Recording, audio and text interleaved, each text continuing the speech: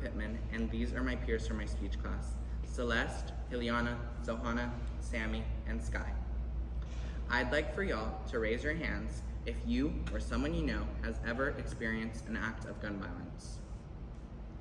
Now please keep your hand up if you know someone who has unfortunately passed away due to an act of gun violence.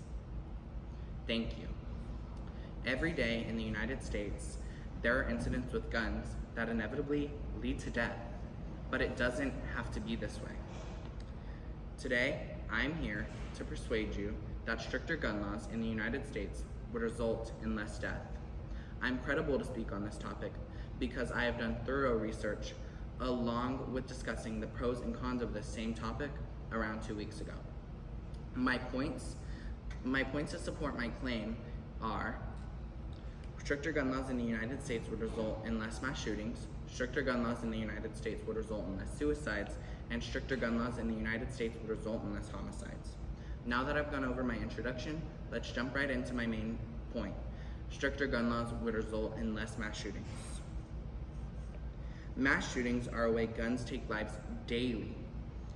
And according to the Gun Violence Archive in 2024, in September 2024 alone, there was 35 lives lost just because of mass shootings.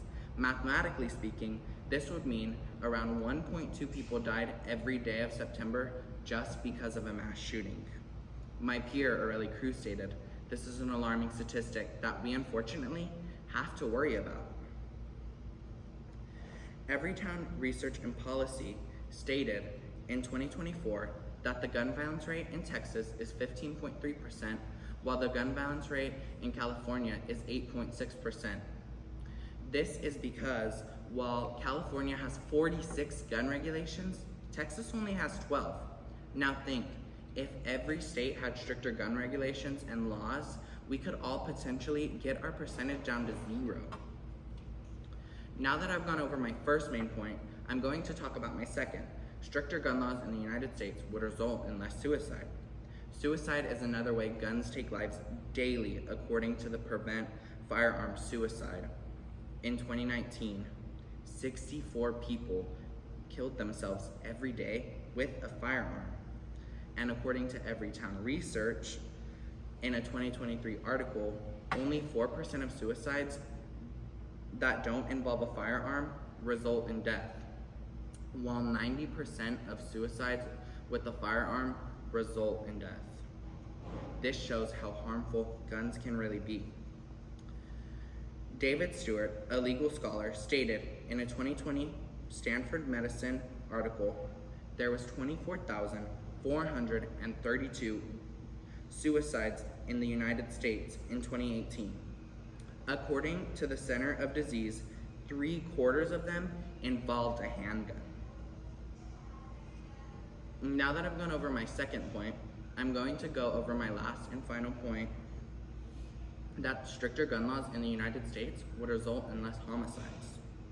According to Statista, in 2022, 21,156 people died in a homicide in the United States. And 19,651 of those homicides were committed using a firearm, according to the Johns Hopkins Public School of Health. That is more than 50%. In the United States, 2021, there were 22,536 homicides, and 12,702 of those were executed with a firearm, according to Statista in 2022. And in China, there were 6,522 homicides, with less than 100 of those being committed with a gun, according to The Economist in a 2023 article. Just for reference, China is 4 times the size of America. Now that I've gone over all 3 of my main points, I'll get into my introduction. My point here today, my main points were: stricter gun laws in the United States would result in less mass shootings, stricter gun laws in the United States would result in less homicides, and stricter gun laws in the United States would result in less suicides.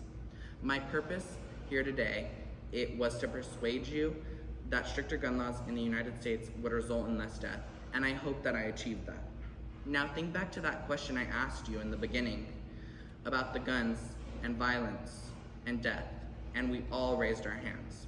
As the young, we are responsible so the next generation doesn't have to raise their hand when that question comes up. Will you stand up? Thank you.